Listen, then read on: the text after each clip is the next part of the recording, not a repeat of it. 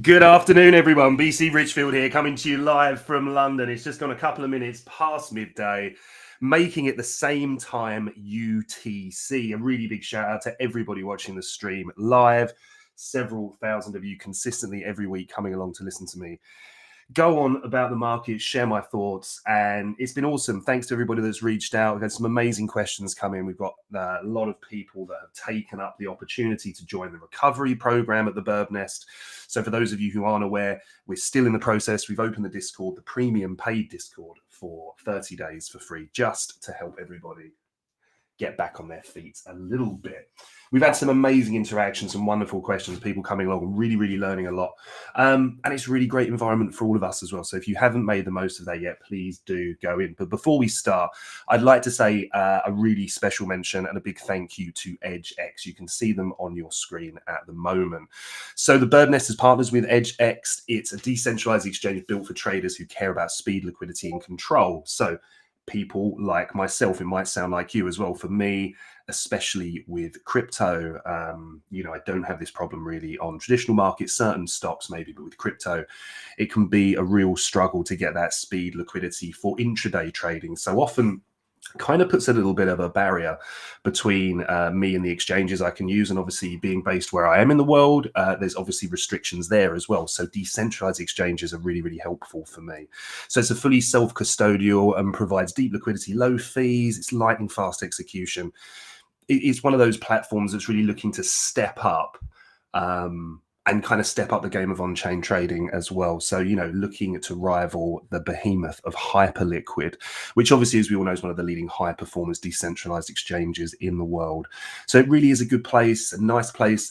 If you're looking to kind of hone your skill, you don't want to worry too much about slippage, it's somewhere you can step into a great decentralized exchange with, a group and a company that are really looking to build something special. So if you want the power of DeFi and a smooth experience of a centralized platform, it really is a good mix. So let's dive into the charts. So big hello to everybody that's driving in today. First comment in the section, Nitroxic, great name as well. Please give us hopium. Well, hopefully I've got something parked for everyone. It's maybe not going to be the start that you're after, but I really am optimistic about the markets, which might seem hard to kind of grasp at the moment, but I'm going to share those views with you. The other thing I'm going to do, and I wanted to talk a little bit about today, is continuing this theme that we've had through the recovery program, which does sound a little bit simple, but is very true. And often some of the most simple things can be the most powerful, but it's staying in the game, managing burnout, all right, and ultimately how you then gain longevity in this space. It's no secret that some of the very best traders you see out there, certainly the very best traders I see out there, are people that have been through a lot of hurt. I was actually speaking to a 7-figure funded trader this morning who I've come into contact recently, really top trader. They've been in the game for 10 years, have only been profitable for 3. Now imagine, putting yourself through that punishment. But we really shared a few interesting anecdotes this morning, and it really kind of gave me a little bit extra in terms of running this forward. Horace, hello, mate. So for those of you who might not be aware, Horace, a long-time visitor of the show, a patron, if you like, has been flicking this at us for most times. Hey, when 100K. And we just kind of ripped pretty much straight through it, didn't we, Horace? We gave it a little tickle 2 weeks ago, but Yeah, maybe we, now we're looking up to 100K rather than looking down. So I'm going to share all these thoughts. I don't want it to be one of these preachy sessions. I try not to make it too much about me, but for anybody that's maybe new to the stream, I can wander a little bit. I manage my ADHD as best as I can, but it often comes out on these shows as I run off on pretty crazy tangents. So trying to stay focused for you all. And trying to stay concise. So we're going to dive into Bitcoin and then we're going to wrap around a lot of these points. But one of the first things I want to say in terms of just staying in the game, why is that so very important? Well, ultimately, if you're just trying to catch every falling knife, or if you're just trying to, take every trade, over trading, often a problem for most people, or revenge trading, then the problem that you've got is you've got this bleed out of your capital. And what it means is that by the time you then come around to a high conviction trade, then you've got a lot less capital to put behind that trade. So what does that bring in? Well, it brings in the want to over leverage, okay? Ultimately bringing out this massive risk of liquidation and taking yourself out completely. What you want to be doing is you want to be feathering into positions, especially at this time. Most of the best traders I know are using like 0.5 to 1% of their available capital per trade. A lot of the traders that I've seen get really badly wrecked are throwing in, it's like they're kind of at a casino with the roulette. And to be honest, if that's the way that you want to trade, you are just purely gambling. You're probably better off going to the casino. I wouldn't recommend playing roulette, by the way. I'd at least learn something like poker where you stand a minute chance against the house. But even still, the other thing I wanted to kind of play into this, which I'll explain as we go through the show, is it still amazes me how many people that I speak to that can't define what their edge is, and they really struggle to kind of explain to you succinctly, clearly what it is that they do, how they approach the markets, what their strategy is. And I think that's pretty mad, really, because imagine you're a heart surgeon, or you're going in to have heart surgery, yeah. And you slide in for heart surgery, and the person that's kind of doing your heart surgery just never really learned it thoroughly. They learn a few different disciplines that go across the board, but think, do you know what? I'm pretty sure I can just slide into this and do an okay job. It would be mental, right? And the repercussions would be huge. But thankfully, lives aren't on the line. Often, very, very sadly, people do react badly to losses, and that can unfortunately lead to things, horrible things. But as a whole, you're risking your capital, right? So remember that, and don't over leverage yourself, and don't put yourself in a position where you have those really dark times and you have those things. This can also happen if you're really taking the greatest of care, as we saw with the recent liquidation cascades. All right, so now it's about getting back on your feet, and I just want to share my views on where we are in the market, what I do in order of managing burnout, right? Which is very, very real. It's very, very real when you're just trading for a living because of the pressures. Then when you kind of bring in any kind of social media work, you bring in, touring, talking, bits and pieces like that, then, all of these things can get on top of you, as can running a really busy life at home, a professional life, a family life, maybe both, and then trying to teach yourself how to trade, right? And ultimately, through all of that, having the discipline to stick to a plan. So we're going to cover that as well. So yeah, I mean, I really don't want to kind of go over this stuff. Just look after yourself. Make sure that you're okay. Make sure you can deal with the pressures that you're putting in. If you are having a really, really difficult time with this, then just probably means that you need to kind of lessen the amount that you're exposing yourself to the market with. Ultimately, and I think I coined this phrase, but I might have heard it from someone smarter than me. That's normally the case. But financial reward, remuneration, however you want to look at it, wins are simply a byproduct of a successful system and a trader that has the capability to manage themselves, their portfolio, their capital, and their risk. Okay, so never forget that. Money in the market will never replace time and expertise in the market. So understand your niche, dive in.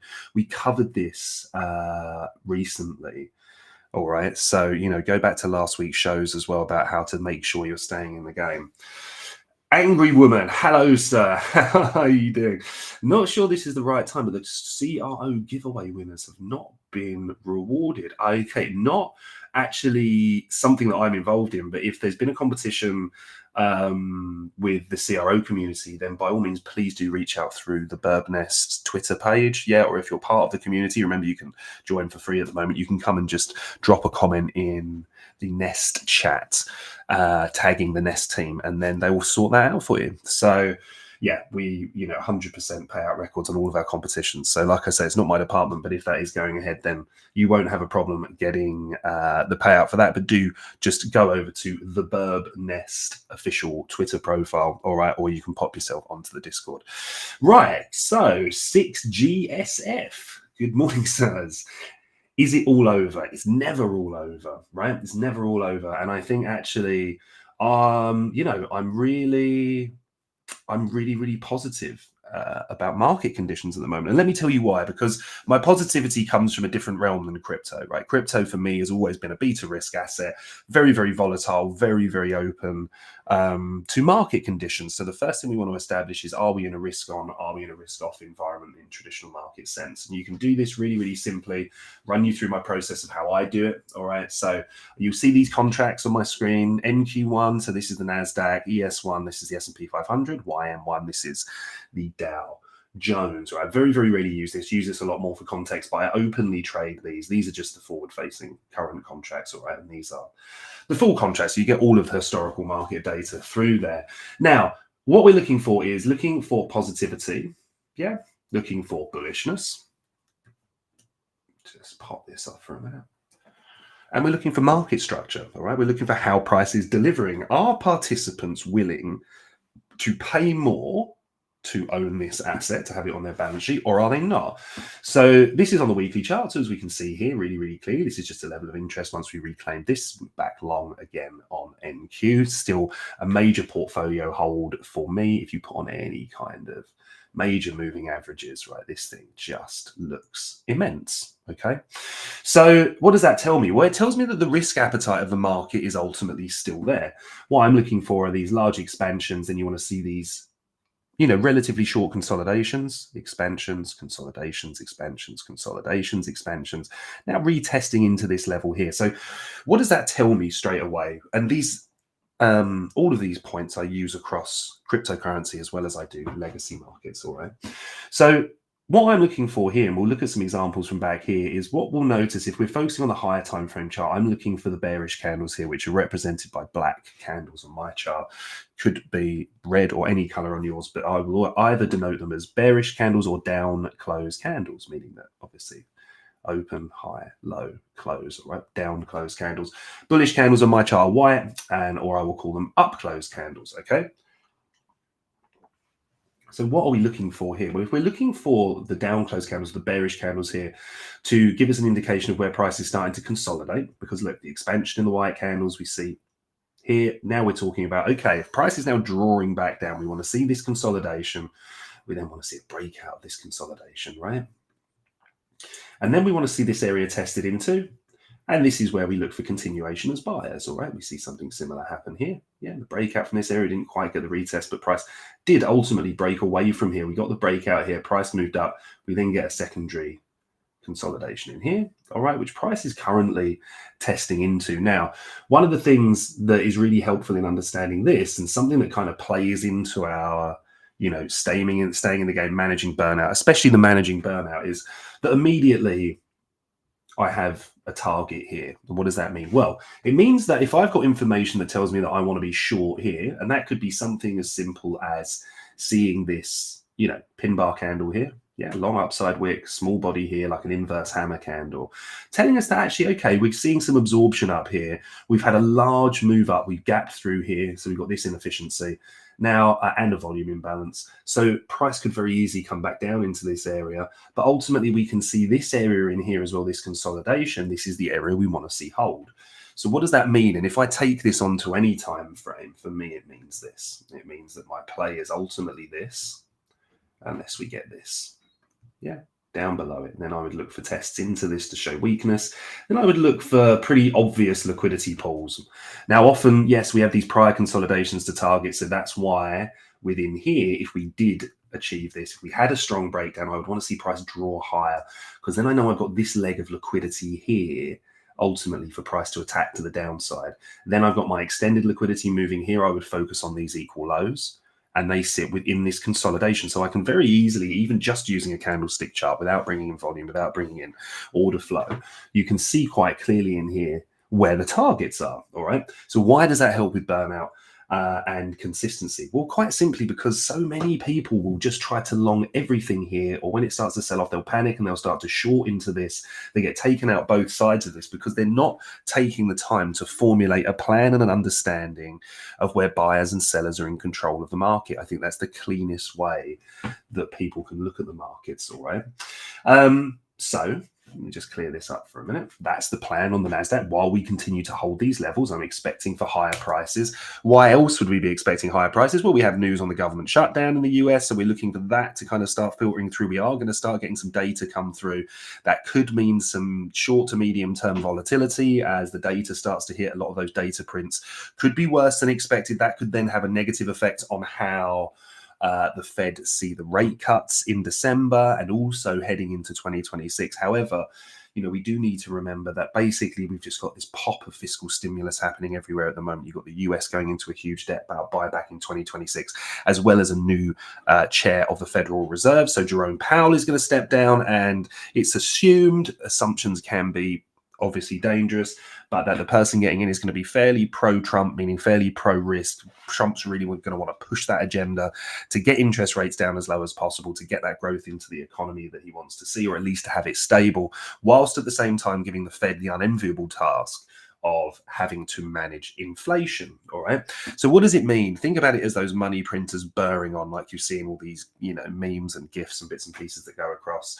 And we look at Germany and fiscal stimulus at the moment for the defense spending, which a lot of people don't realize can also expand under those special measures into infrastructure, which is huge. A lot of Europe looking to follow suit as well. So while those money printers are on, let's look at China as well. They're already into a stage, they've been in fiscal stimulus for quite a while. And ultimately the world is shaping up for a continuation of a risk-hungry appetite going into 2026. So my theory, which I've shared with people for quite a while, and I have plenty of theories that are wrong, which is why we use the technicals in order to align ourselves with the market and our trade ideas, was that we would see a very choppy or potentially downtrending market through October, November, potentially into Christmas, bringing in that potential Santa Claus rally effect. But actually, as we step into the fresh quarter, into 2026, which a lot of people were kind of looking at really being this kind of, the start of a really aggressive bear market, I think when you look at all of those economic factors on the horizon, I think that's really, really difficult to fight against that, right? So what I would say is just be open-minded about it at the moment. I know we haven't seen this correlation, right, with risk markets like the NASDAQ, for example, and Bitcoin. If I just add this on here, you'll see what I mean. All right. If we turn this to a line chart as well, the black one being the NASDAQ and the blue one being Bitcoin, we can see how as the NASDAQ just had this quite smooth kind of move higher, we've seen Bitcoin really follow into that, really kind of matching it, little bit kind of swingy in here. We saw this big move higher, which obviously took the top.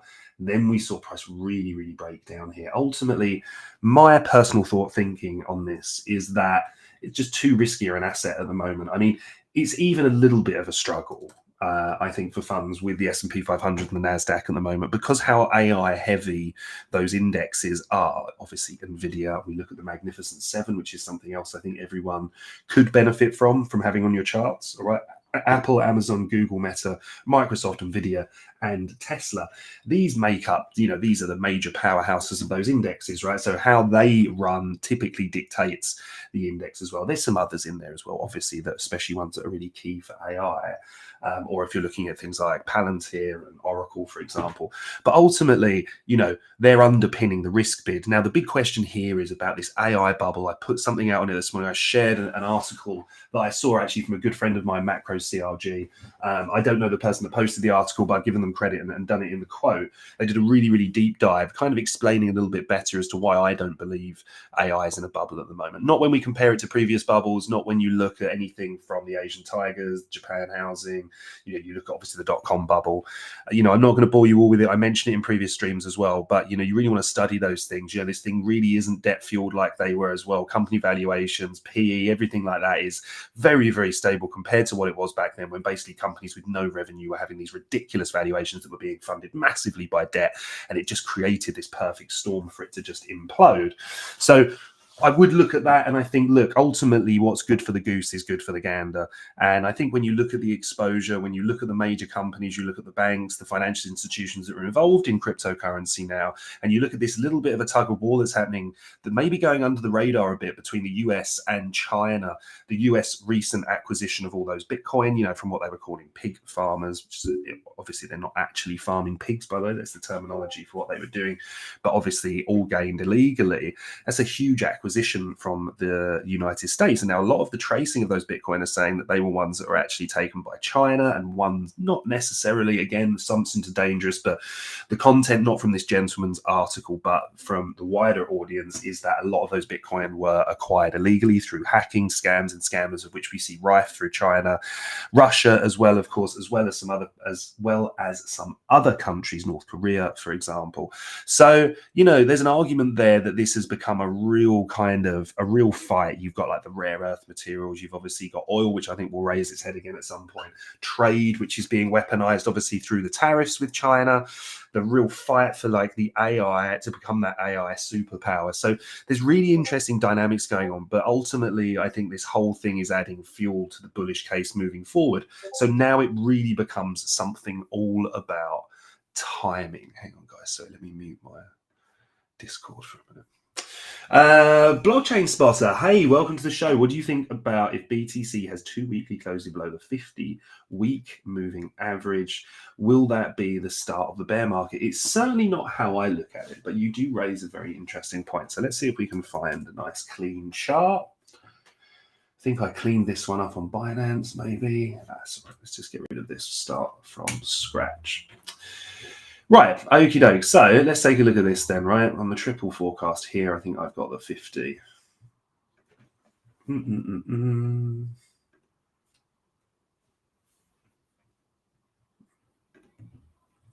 There we go, right? So let's ping this onto the weekly. Boom, right. So really nice point. I like this. A lot of the major funds and banks and hedge fund managers and stuff like that, MAs are really, really underrated. It's just understanding really how to use them. But what you're just looking at here is, typically when price gets too far away from these, you do see the snap back to the average, the principles of mean reversion. The same with this. But anyway, you can see how effective this is actually. Yeah. On the weekly scale. It's a beautiful, beautifully clean indicator to have on here. So what Blockchain Spot is asking here is, obviously this is the first close below this in, a long time, right? We closed back above it here in March 23, basically kind of lost it here around December 21, right, when we stepped into that nuclear bear market. And then since we've remained above it, other than obviously some pretty healthy corrections back, we've really, really seen this be a bastion of support. So this is going to kind of tie in a little bit when we go back to the Bitcoin analysis, which we're going to start in a moment after. But give me a second, just going to try and drink a little bit of this tea. Right, so this kind of goes back here to what we're going to cover in a moment on Bitcoin as well. So whether it's levels, whether it's moving averages, look, the key thing is here, you want to find something that really speaks to you. So like I did where I drew the box, right? I'm asking myself, where are buyers controlling the market? Where are sellers controlling the market? Well, it's obviously similar like this, whether this is a line of support and resistance, whether this is a moving average. What we're saying is, well, if this moving average had offered support all the way through here and you'd just been buying dips back down to this, then you'd have done pretty well overall. So this obviously has some significance to it. And this also comes when we were seeing a little bit of stability in risk markets coming through. There was a lot of hopium flying about, not myself included, not necessarily hopium, but definitely from a technical perspective, I was thinking that, okay, we've come back down. I wasn't actually looking at the 50-period moving average here, but I was looking at how price had kind of come back down, cleared out this low. Yeah, let me just draw this in for you guys for context. And then in this week, what we saw here was a nice bit of absorption here, right? So price coming down, driving back down below this low, didn't even have enough in it to come down to take out this before it reversed.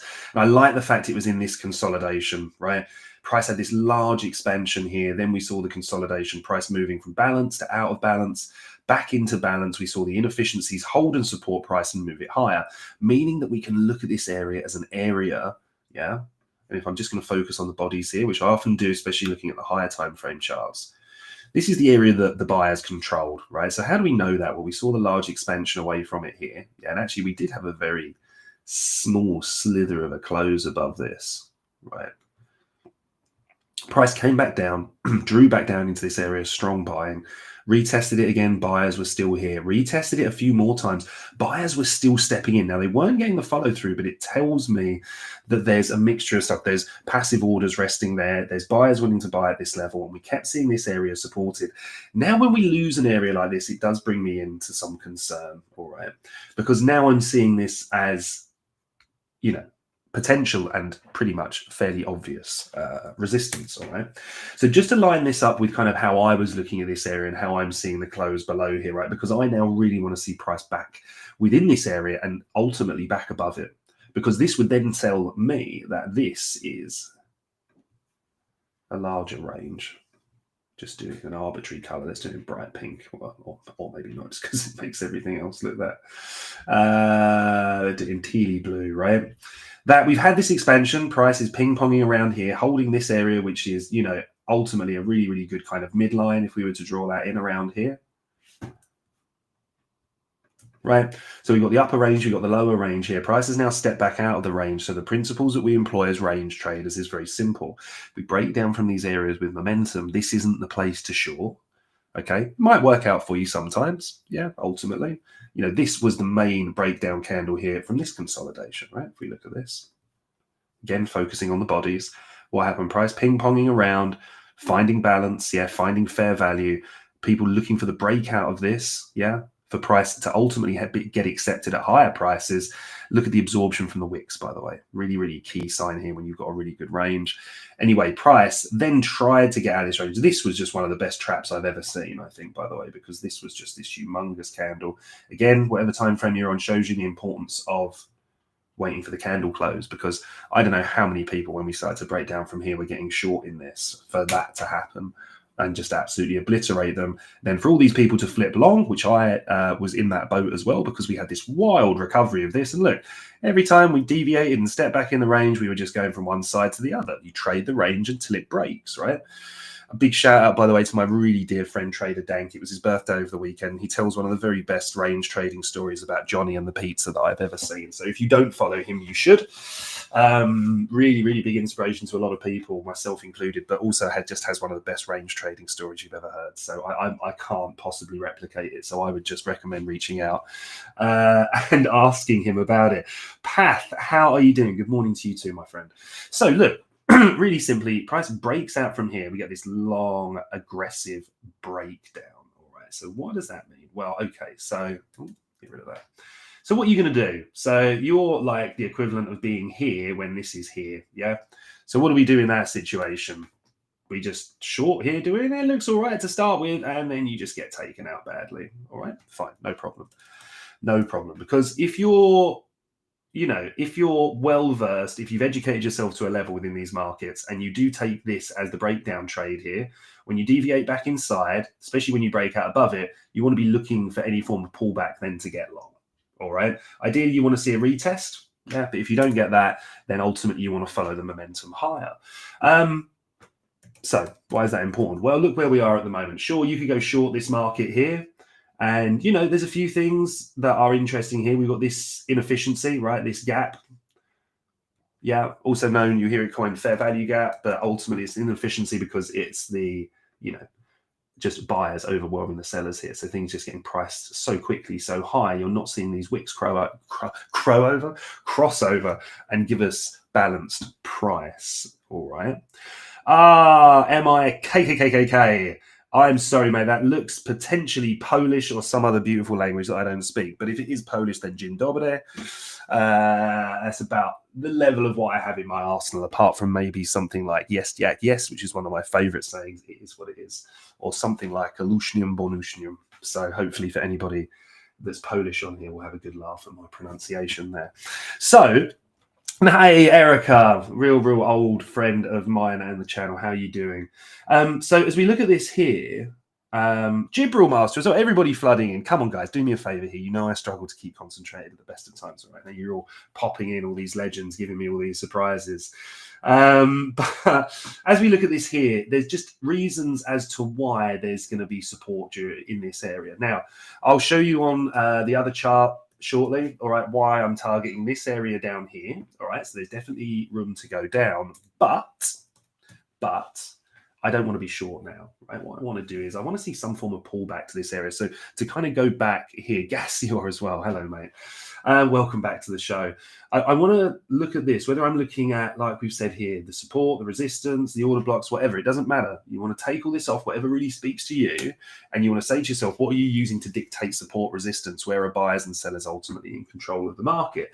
So if this 50-period moving average has been a really awesome place to long the market for a while, well, we have to have a small niggling thought that a retest of this could then ultimately allow anybody that longed this here and then held through this drawdown to close their position out and move away without taking a big hit, yeah, or mitigate their risk or cut it down, or obviously look to cover. So for me, I'm thinking, okay, well, look, if we're just going to absolutely free fall from here, I'm not interested in shorting this here. I would be interested in longing this here. This is very much an area of interest for me, which we'll look at on the other chart as well shortly. I do like this inefficiency here, this gap, fair value gap, however you want to look at it. This, for me, is another area that, you know, that participants could look to step on board. But if I wanted to be short this market, I would be wanting to see reactions. This is focused on the MA, by the way, guys, something like this. Price drawing back towards this. We can obviously finesse this on the lower time frames as well, all right? But that's key. The opposite of this is price moving above this, and then we see this area then turn into support, and then we look to move higher. All right. What I would say is I'm not really looking at this in terms of, okay, if we get 2 weekly closes below this, if we get 3, 5, etc. No, I'm kind of looking at this to say it's a lot of momentum to the downside. But certainly how I'm looking at the market, and let's look at these kind of later large momentum plays quickly, give you some context. I'm looking for where traders are trapped, or where they're, you know, ultimately in pain, because as grim as it sounds, what you're doing is you're then forcing people to make decisions. It means they can be less calculated. Ultimately, people get taken out. In crypto, we see these liquidities, we see people over leverage, they become good targets, right? So if we look at this higher momentum candle here, which blew into the prior all-time high, again, people trading the momentum candle, expecting price to move higher. Late longs here were punished aggressively. All right, then at what point do we see this again? Well, we see it down here, as we said last time, that large momentum candle to the downside. All right, we saw it here, large momentum candle to the upside. This would have chopped a lot of people up, because price ultimately then starts to consolidate. Yeah, and then we see the move higher. But then again, if you did the same thing here on this momentum candle, price steps in here, and I think ultimately you would have been taken out in this move lower. You then try to short the move lower on momentum, and then price moves up. So understanding where liquidity is, understanding where buyers and sellers are controlling the market is really key. So let's dive into the daily from here and just take a look at this as well. Hey, Burnside, my man, how are we doing?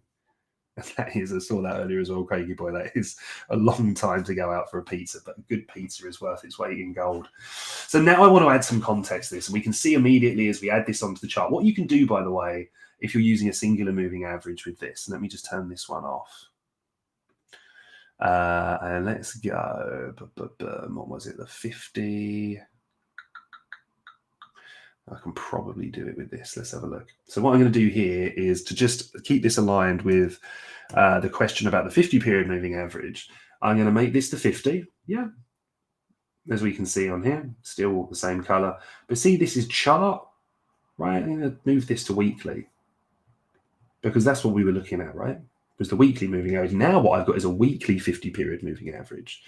And this is beautiful for me. Greetings from Poland. Polska Goron, my friend.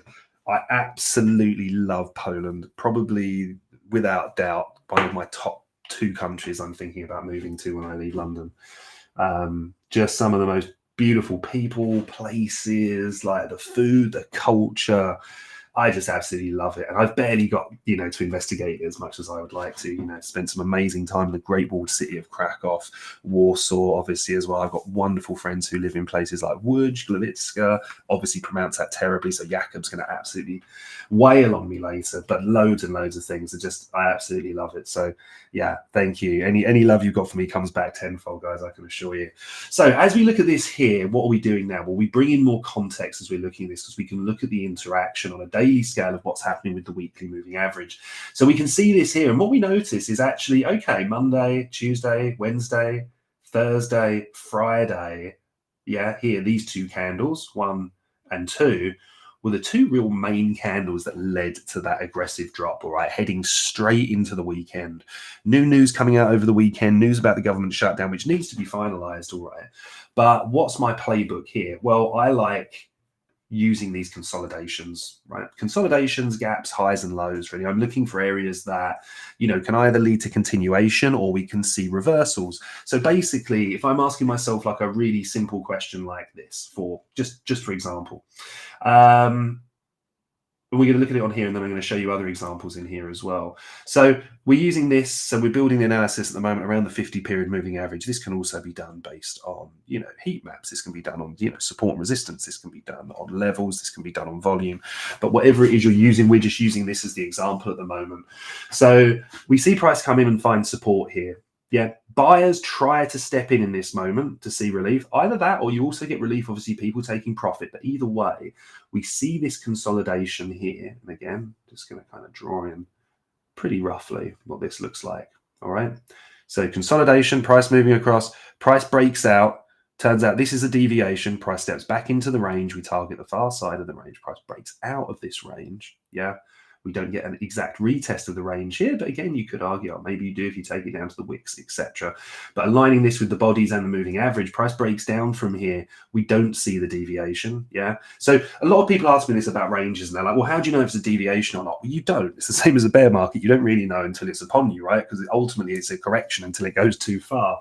So like with this one, I really haven't got a problem with this. I think if you're using the right time frame, say, for example, you see the daily breakout here, then the pullback on this one, I don't have a problem with looking to long that, right? So let me just leave an arrow on this as we dive into it to just really cover the idea of kind of, and all of this, by the way, guys, is plugging into the whole point of how we're staying alive, how we're kind of removing or limiting burnout so we can stay in the game longer. Just means that I know we're ranging here. So if I want to start playing longs, then I want to do it from the range low or from a breakout. If I want to start playing shorts, I want to do it from the range high or from a breakdown.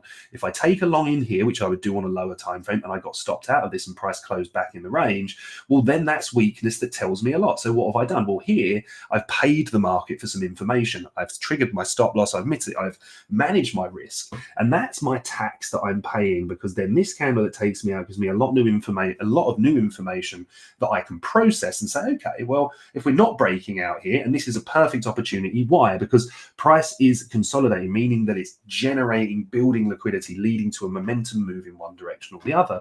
We're thinking at this point that this is up. It's a little bit treacherous because, we're driving this up into this inefficiency here, right? And this gap, and obviously this, but what we would do is do it on a lower time frame, take it level by level, right? We're not just going to go, breakout here, let's target the new all-time high.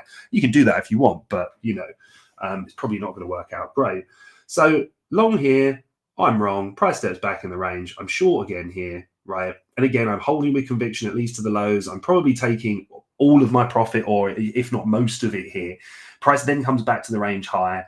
Ultimately, that would probably stop me out of the short trade here. So I've made the money back on the loss, at least probably then some. And then when we get the breakout here, or the breakdown, then I'm looking to trade this lower, right? Any move back higher, looking for a retest. Obviously, we've got these beautiful wicks down here as well that showed absorption from the buyers. So as price draws back into this area, if we get any valid short setups, we can go. What am I not doing? I'm not longing here. If we step back in the range, I'm going to long. So you're avoiding burnout, and you're bringing yourself consistently by just having a really, really simple plan. And we've done this. I don't particularly use moving averages, not for how I trade, which is mostly intraday. I use moving averages a lot to manage my portfolios, especially of stocks. But just showing you that you can do it. If you're a moving average trader, utilize this around your moving averages, right? If you're a support and resistance trader, well, then what are you doing? You're looking over here and going, look at all the absorption from these wicks. What really kind of held the market up along here? I think this would be a relatively fair example of that. It would be something like that. So maybe you're not using this, right? You know, this is very much kind of what I'm looking at the moment, except down here, this is the consolidation that I'm really interested in down here, right? Because, you know, looking at this here, this was the deviation, price step back in the range and moved up. Even if we make an allowance for the whole area, again, focused heavily on the bodies here, then I don't want to be short here. Why the hell would I want to be short here, right? Because this, look at this consolidation. First of all, it wasn't really retested, and this led to a major move to the upside. Price, ultimately, the buyers were so strong through here, yeah, that it couldn't even drive back down to retest this. Now, price has had a deep move into this, but we're currently holding. So just to kind of share, to finish up before we dive into the lower timeframes and look how to trade this, I'm looking to kind of short this. Then I want to see price closing below it, right? Retesting this like we looked at up here. So let me just move this back here, right?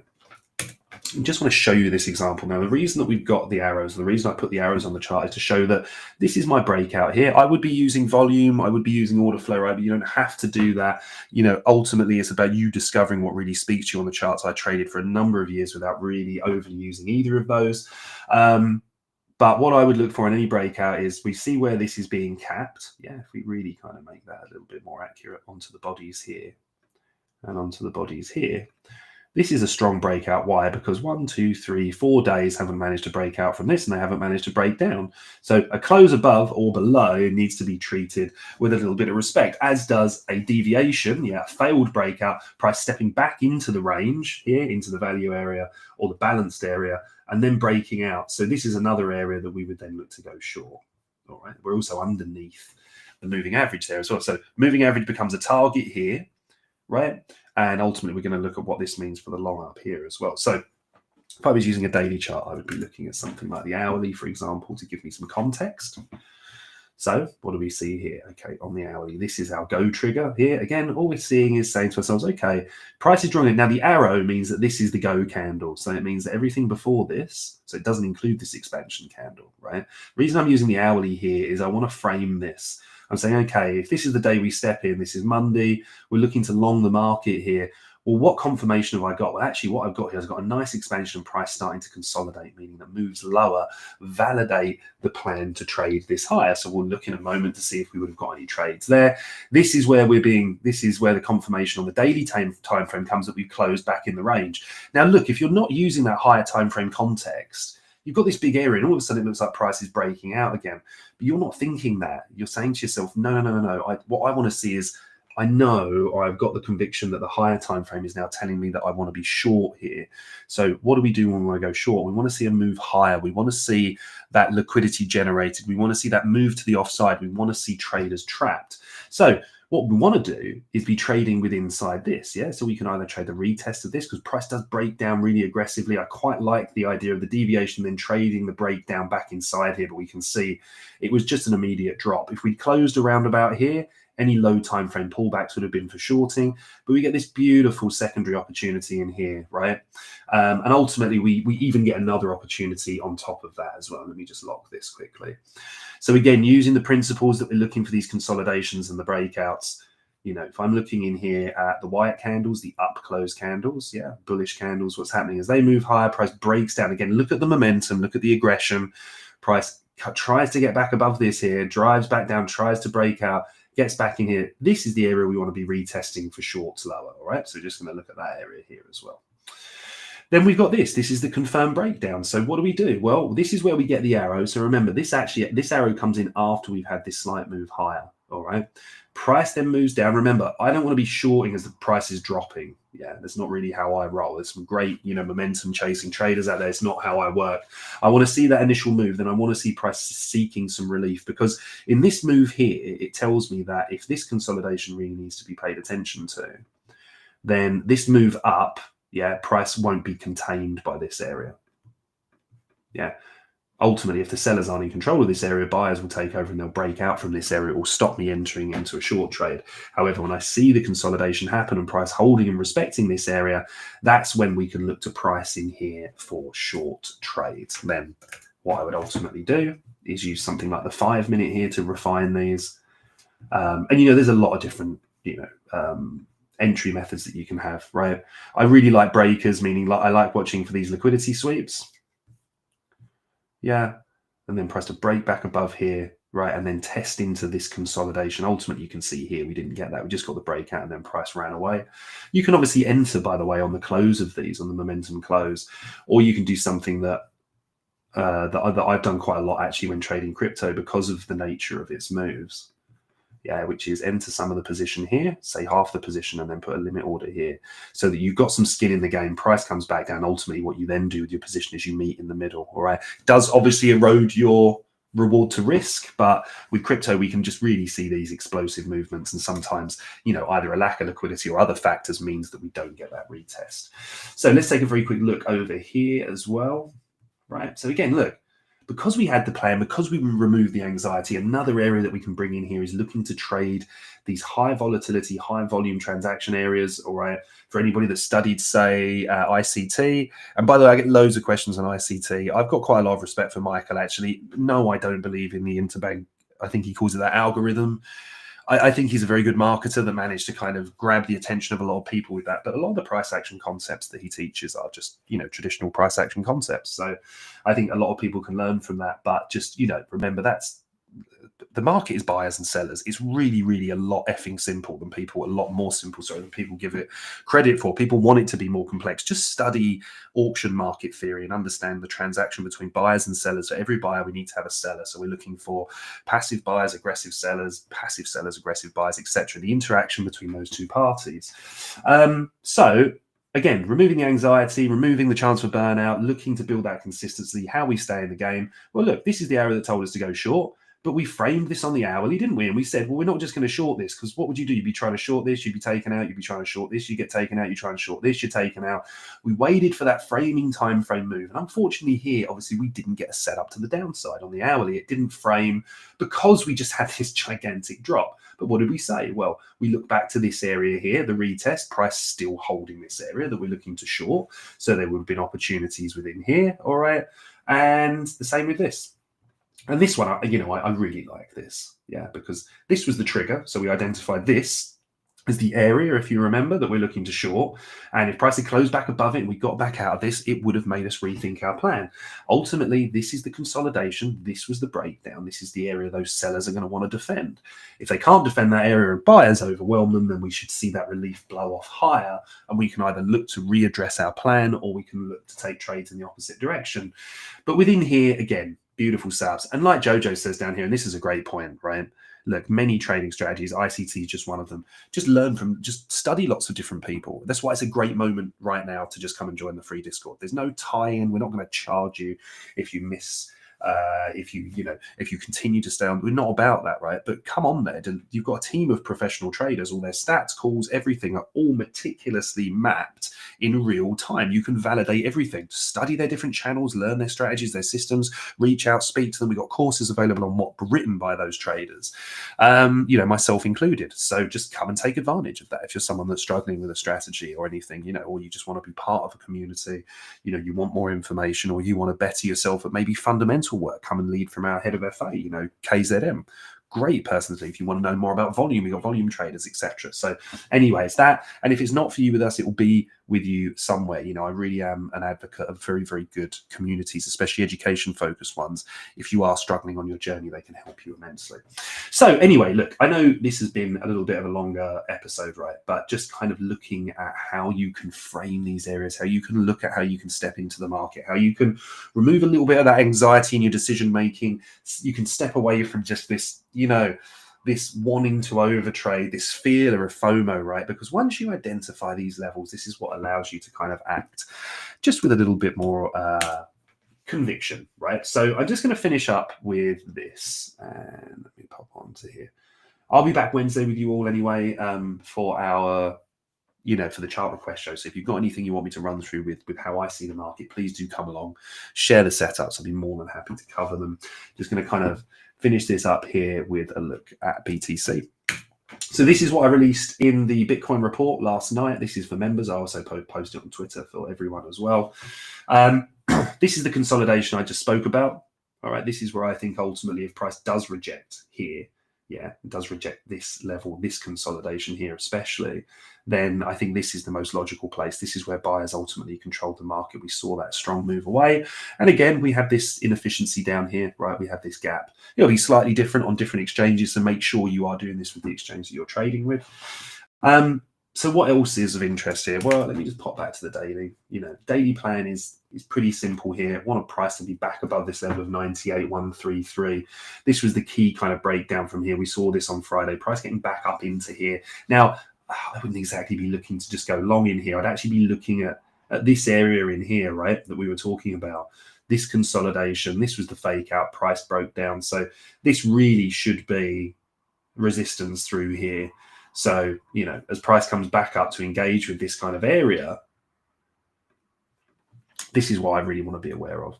So if price did close back above here, on a daily scale, first of all, we would also have closed through this inefficiency here. This should be resistance to the market as well. Price is able to step back in, starts to hold. Maybe some short-term pop scalps up into here. It can be a little bit difficult on Bitcoin, right?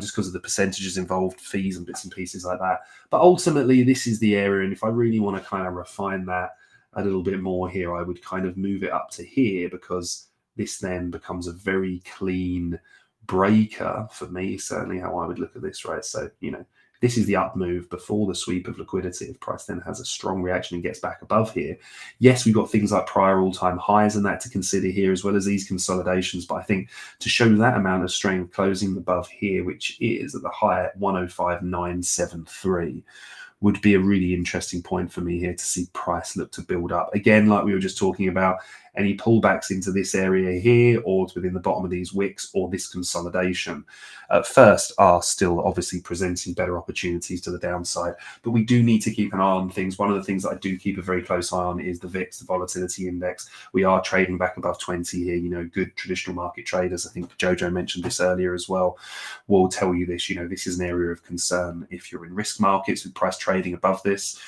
Don't take my word for it. Just go and slap the chart on and then go to your little plus symbol up by the VIX, top left, and just add in whatever, Bitcoin, or you can add in the S&P 500 or the NASDAQ. Ultimately, what you're looking at here is, as you just zoom in a little bit, price underneath and consolidating here, ultimately kind of moving down, no sharp spikes higher, gives Bitcoin that room to breathe. Look what happens as soon as we start to see momentum building to the upside here.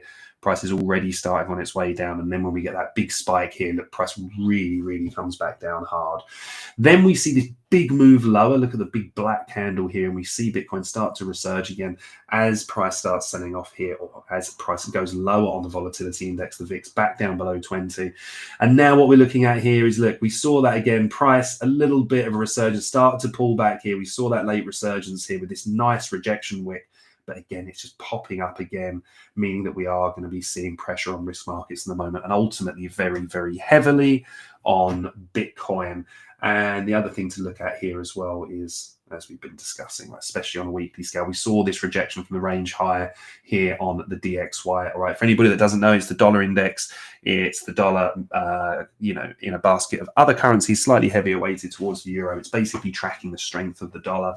And, when you look at these things on like a weekly chart as well, and then again, if you add on this, you can add on obviously Bitcoin, but other factors as well. Like, look, holding the range low in here. Price ultimately rejecting at the mid here, meaning the DXY is moving lower. So as we saw this rejection confirmed, gave Bitcoin a little bit of room to move and breathe to the upside, right? Then when price held the range here, and then when we started to see price move up, the DXY move up, so the price of Bitcoin starting to reject quite heavily here. So this has really slipped in and out of correlation a little bit here because of a number of factors, but we do want to keep an eye on that as well. Ideally, we want to be stepping into an environment whereby the VIX is low. We want to see the dollar stable, or ideally dropping down a little bit, giving risk markets room to breathe. If we can see some positivity or continued positivity from the NASDAQ, the S&P 500, looking down to the Magnificent Seven as well to support the bid, as well as things like our risk-on currency pairs, Aussie and New Zealand dollar versus JPY, can often be a really good signal. If they're positive, that again, that risk is breathing into the higher yielding currencies. So we are going to call it a day there, ladies and gents. Just want to say a very big thank you to everybody that's tuned in for the stream today. Would also like to say a really big thank you to our sponsor as well, EdgeX, for the stream. So unlock your edge. Absolutely love the crazy chill seal that they've got on there as well. I do love this industry, and it's just crazy logos and memes and bits and pieces. But do go and check them out, guys. I'm not telling you what to do. I'm just merely thanking these guys for the partnership. It allows me and it allows us to do what we do on stream. We really like them. We have a very, very diligent due diligence process. We have a very strong due diligence process, and ultimately, we want you guys to be exposed to the very best. But always go and do your own research. Pop across, have a look, see if it backs up what I said. For me, it really does stand out in terms of interest because of it being a decentralized exchange where I'm trading from most of the time in the world, and the fact that I just do need access to good liquidity, good volume, and that as well, and fast transactions, especially being an intraday trader. But just go and check these guys out if you get the chance. Really big shout out to everyone. Thank you for joining me today. I'll see you either around the nest, or I will look forward to seeing you on Wednesday's live show. Have a great week, everyone. Stay safe.